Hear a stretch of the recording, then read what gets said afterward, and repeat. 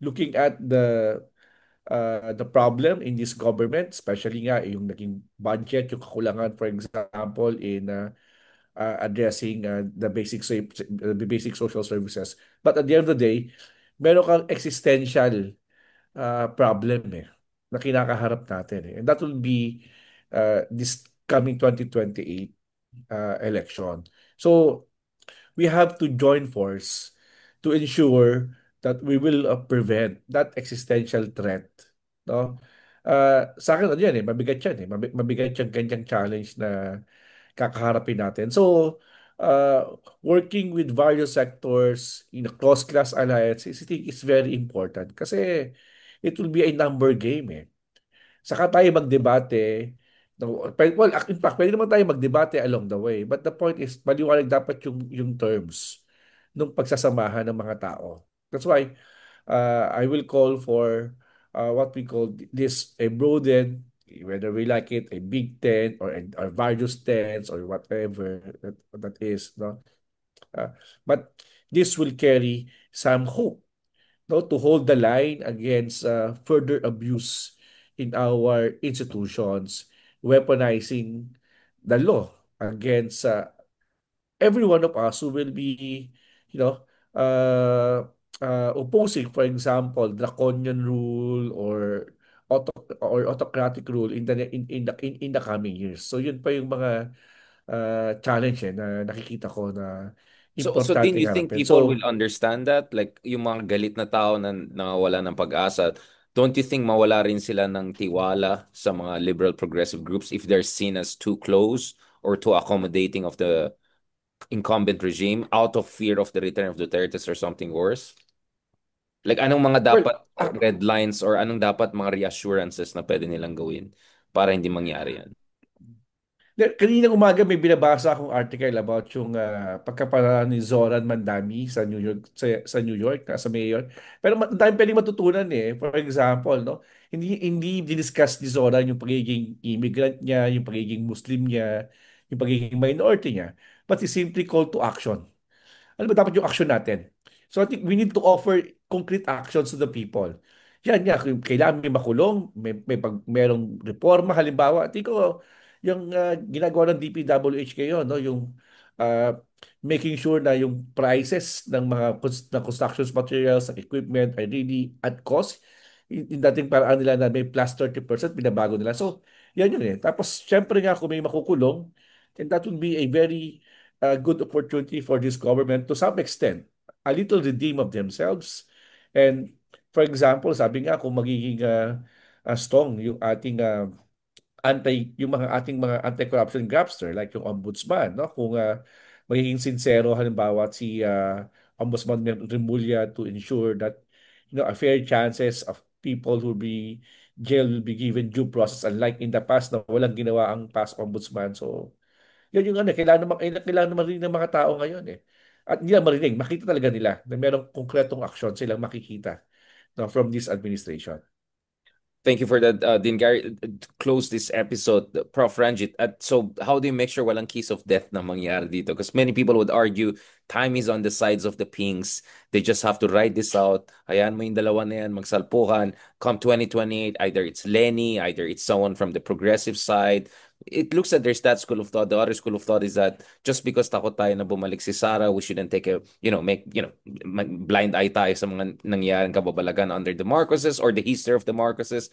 There's some healthy debates on what should be the path forward for the so-called third force. I mean, do we even have a third force? I mean, what is your read of this, Prof. Ranjit? I don't know if we have a third force. It doesn't seem apparent in the surveys. Number two, I think that's emblematic of the problem of the anti-Duterte forces. Everybody thinks in terms of family names, families, small things, no, like our group, theirs, no.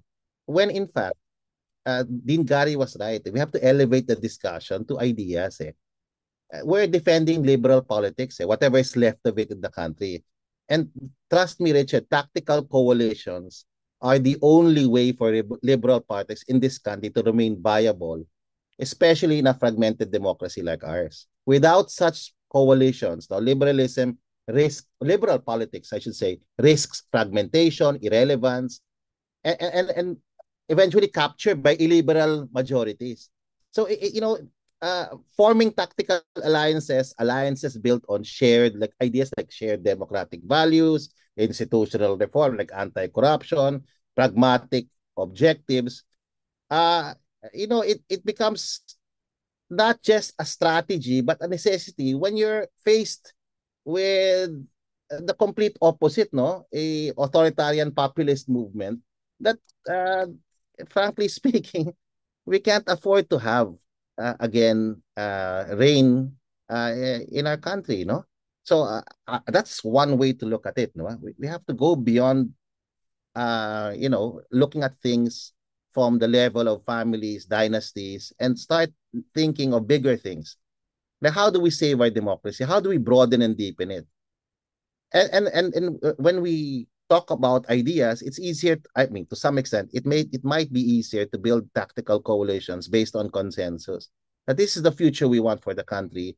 Let's bring in all those, the coalition of the willing, who want to push this forward. Otherwise, we know what the results of the survey are at this point. I know they're premature. I know they will change, but right now there's a complete opposite of liberal politics now very strongly entrenched, a very strong coalition in place. And for them, they just have to sit, pretty now. And in fact, their tactic naman is very simple. Let's just wait for the administration to implode, and then we'll take over in 2028, as I told you 6 months ago. Okay, but then again, it's really not up to the administration. It's a broader coalition, as Dean Gary was talking about, this Gramscian way of looking at things, di ba? This is a grand coalition of people who believe in a particular worldview that liberal politics should be defended, should be sustained. And the only way forward is to do tactical coalitions because it's the pragmatic way forward. It's now not just a strategy, it's a necessity. If we don't do it, now automatically it's almost a mathematical reality that some people will prevail. But if all of us come together, okay, I think there's a way forward. There is an alternative. On that very less ambiguous note, kasi kanina kay Enrile, very ambiguous, medyo hedging tayo, but dito talaga nag-real talk tayong lahat. I think we really have to be honest about, I mean, the numbers are very clear, right? We know who's gonna take advantage or take over if ever there's a complete change in regime or administration. So this is just a hard reality that the supposed third force is gonna face, and accordingly they have to make political calculation. And politics is the art of the possible, right? We can have fantastical debates about, an alternative universe, but we're not there. We are where we are. But there's still a very good opportunity that if the third force or emerging third force play their card well, they'll be in a position to be in power in 2028. And then they can really do big things when they want. But for now, I think sequencing and prioritization is very important. On that note, thank you very Yeah. much, Dean Gary. And also Prof. Ranjit. Thank you, Chad. Looking Yeah. forward to have more conversations. Balikan natin to after. Tingnan natin kung magpi-people power next week or something. Hindi na pala 3 days, 1 day lang. Baka kulang sa budget. Kulang sa budget. Medyo So let's kinapos. wait and see All what right. will Wait and see, happen. wait and see. Yeah, and I'll give you guys Okay. 1 month and then I'll return to you on your analysis of legacy of Enrile. Sige, let's have 1 month of reflection kasi there's a lot of content Ah, material to deal with. pero maganda yung juxtaposition mo ng what's called this Kissinger century and Enrile Yeah, the century. Enrile Oh, Central, call It's it a very the good. You should but it's write that also sa fair, column mo guys. sa I Inquirer. mean, let's be fair. I mean, our condolences. We go out to the yeah, family. with Yeah, all of due course, of respect. course. Lost Yeah. here. Family just lost the patriarch, and our condolences go out to the Idrile family. So, sans the critique for this time, okay. Let's have let's After a come month, to it. let's Yeah. have Yeah, a we Okay. proper offer conversation. prayers to the family Yeah. with the late president. It's Senate late President. Senate President Enrile. Yeah. That's where Thank talagang you. ganun talaga tayo mga Pinoy, di ba? Empathy always. God bless. Talk to you soon. Salamat.